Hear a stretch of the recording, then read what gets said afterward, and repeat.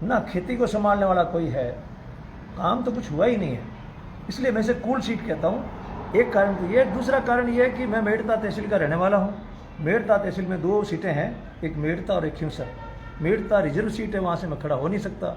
Khinvsar general seat है, यहाँ खड़ा हो गया। और तीसरा कारण यह है कि मैं जो मॉडल लेकर चल रहा हूँ राजस्थान का, उससे मुझे कहीं ना कहीं लागू करना है। तो चुनाव में जीते बिना उस मॉडल को लागू कर नहीं सकता। इसलिए मुझे लगा कि पास में ही सीट है खिंवसर है, और यहाँ से चुनाव लड़कर जो मॉडल मैंने जनता के राज का देखा है, असली लोकतंत्र का, असली विकास का देखा है, उसको मैं धरातल पर उतारना चाहता हूँ। आप कह रहे हो कोई मॉडल है, कोई मॉडल के तौर पे क्या रहेगा उधर, इसके बारे में थोड़ा आप बताइए। हमारा मॉडल बहुत स्पष्ट है। हम 2 चीज़ें चाहते हैं। एक तो जनता को लगना चाहिए कि उसका राज आ गया है, और ये राज उसको हर जगह लगना चाहिए। गांव में लगना चाहिए, खिंवसर में लगना चाहिए, नागौर में लगना चाहिए। ये जनता के राज का एहसास करवाना, ये हमारे मॉडल की पहली खास बात है। दूसरी बात, खिंवसर क्षेत्र में जितने भी लोग रहते हैं, चाहे वो कारीगरी करते हैं, चाहे वो किसान है, चाहे मजदूर है, उनकी आमदनी को बढ़ाना है। और आमदनी को बढ़ाने के लिए हम क्या क्या करेंगे, ये बातें आने वाले चुनाव के समय में, अभी जो प्रचार करेंगे, तो गांव गांव हम लोगों को बताएंगे कि हम कैसा काम करेंगे और क्या करेंगे। आप जैसे खिंवसर सीट से चुनाव लड़ रहे हो, तो आपके क्या रहेंगे अहम यानी चुनावी मुद्दे, किन मुद्दों को? हमारे कुल लिखित में 21 मुद्दे हैं जो खिंवसर के हर परिवार से जुड़े हुए हैं। 21 मुद्दे हमारे लिखित में हैं। उन मुद्दों पर हम काम करेंगे, और हम विस्तार से बताएंगे कि इन मुद्दों पर हम कौन सा काम करेंगे, कितने समय में करेंगे, कैसे करेंगे, हर चीज़ बताएंगे।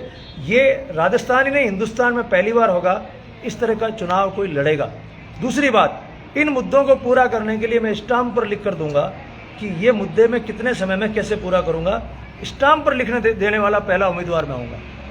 आप पिछले 4 सालों से खिंवसर क्षेत्र का दौरा कर रहे हो, तो आपने खिंवसर की समस्या को रूबरू भी हो, तो मेन क्या यही समस्या है?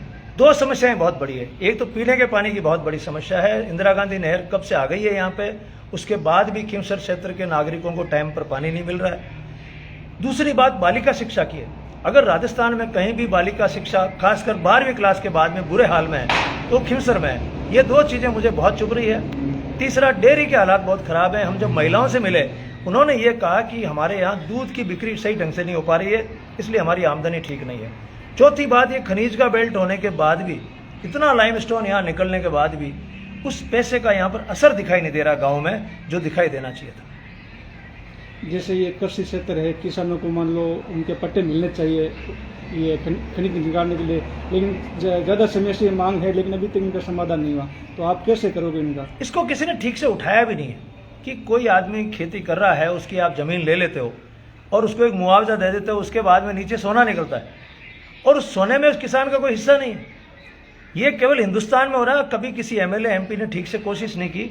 अमेरिका में अगर किसी की ज़मीन है और अगर उसमें से कोई खनिज निकलता है, तो पूरी उम्र जब तक उसमें से खनिज निकलेगा उस जमीन में से, उस परिवार को उसका हिस्सा मिलता रहेगा। ऐसा अमेरिका में व्यवस्था है। लेकिन किसी न किसी एमएलए को, किसी एमपी को ये बात बहुत ढंग से उठानी पड़ेगी। ये बात मैं उठाऊंगा, और यहाँ के लोगों को अपने खेतों में से खनिज निकालने का वैध तरीका स्थापित करूंगा। ये पहला काम मैं करूँगा। तो आप युवाओं के लिए क्या संदेश देना चाहते हो?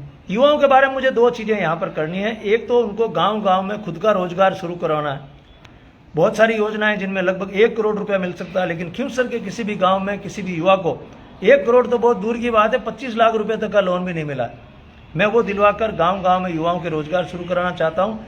और दूसरी, जो नशे की आदत पड़ गई है, यहाँ पर पूरे एरिया में नशा फैल गया है, इस नशे से मुक्ति दिलाऊंगा खिंवसर को। उसकी मेरे पास में डिटेल में योजना है, जो मैं चुनाव प्रचार में सबके सामने रखूँगा। तो आपने ये अभिनव राजस्थान पार्टी चुना है, क्या रीजन था, इसके बारे में बताइए। हमने ये पार्टी इसलिए चुनी है कि जो पहले की स्थापित पार्टियां हैं, वो विकास के बारे में कुछ भी नहीं कर रही है, वादे कर रही, थोते लोगों को ठग रही है, कुछ भी नहीं कर रही है।